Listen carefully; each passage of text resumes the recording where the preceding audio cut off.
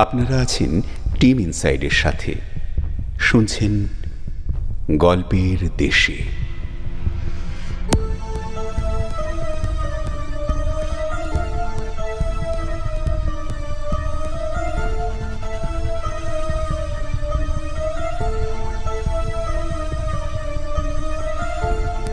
আজকের গল্প যীশুখ্রিস্টের জীবনী অবলম্বনে পবিত্র স্পর্শ।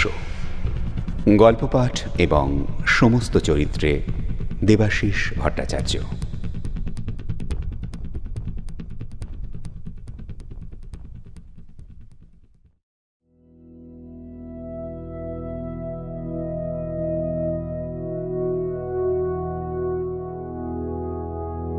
স্বর্গস্থ পিতার একজাত পবিত্র সন্তান যীশুখ্রিস্ট, যিনি নিজের জীবন দিয়ে আমাদের পাপ মুক্ত করতে ধরাধামে অবতীর্ণ হয়েছিলেন, যার ভালোবাসার স্পর্শে কেটে যায় সমস্ত অশুভের বন্ধন, অন্ধকার থেকে আলোর ছটায় জীবন হয় পরিপূর্ণ। তিনি যীশুখ্রিস্ট, আমাদের উদ্ধারকর্তা।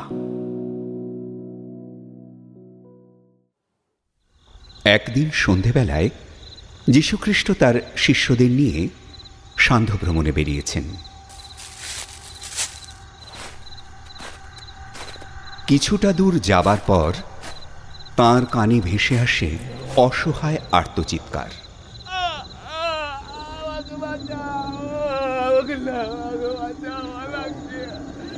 তিনি এগিয়ে যান যেখান থেকে সেই আর্তচিৎকার আসছে সেই দিকে।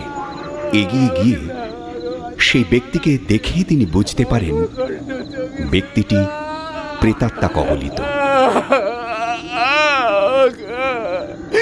প্রভু, আমাকে তুমি বাঁচাও, আমাকে তুমি বাঁচাও, আমাকে বাঁচাও। তিনি ব্যক্তিটির কাছে যান এবং তাকে স্পর্শ করেন। তারপর প্রেতাত্মাদের নির্দেশ দিয়ে বলেন, কেন তোমরা ওকে এত কষ্ট দিচ্ছ? এই মুহূর্তে তোমরা ওকে শাপ মুক্ত করো।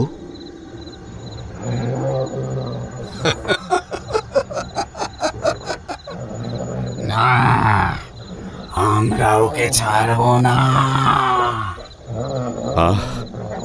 ওকে ছেড়ে দাও বলছি, এই মুহূর্তেই ওকে ছেড়ে দাও।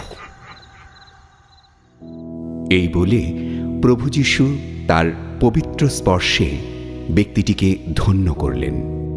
ব্যক্তিটি তার পবিত্র স্পর্শ পেয়ে নতুন জীবনে প্রবেশ করল। প্রভু,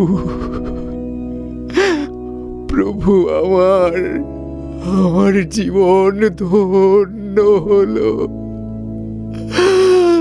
প্রভু, তুমি কল্যাণময়, আমার জীবন তুমি ফিরিয়ে দিলে।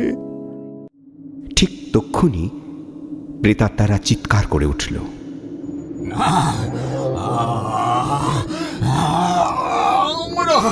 আমরা একে আশ্রয় করে বেঁচে আছি।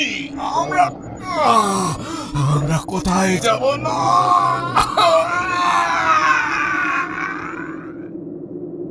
প্রভু তাদের নির্দেশ দিয়ে বললেন, ওই দূরে পাহাড়ের কোলে ভেড়ার দল চড়ে বেড়াচ্ছে, যাও তোমরা তাদের মধ্যে আশ্রয় করে বেঁচে থাকো।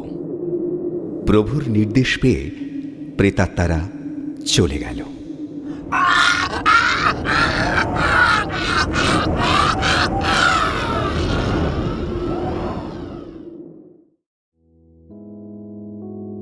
প্রেতাত্মার কবল থেকে মুক্ত হয়ে লোকটি প্রভুর বন্দনা করে প্রভুকে প্রদক্ষিণ করতে লাগল। এমনি করেই প্রভু যীশুখ্রিস্টের পবিত্র স্পর্শে পাপী, তাপী এবং রোগগ্রস্ত মানুষেরা আবার সুস্থ হয়ে নতুন জীবনে প্রবেশ করতে লাগল। সারা পৃথিবী জুড়ে প্রভুর বন্দনা গীতে মুখরিত হয়ে উঠল।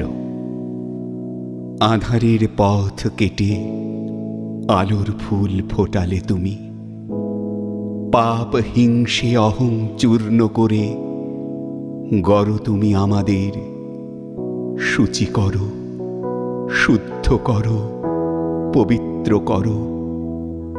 নিজ নিজ ক্রুশ বহিতে শকতি দাও, তোমারই নামে ধন্য হোক ধরণীর ধূলি। কাঁটার মুকুট পরিমাথে আঘাতে আঘাতে যে জীবন করি গেলে দান, ধন্য ধন্য ধন্য তুমি, তুমি প্রভু মহান।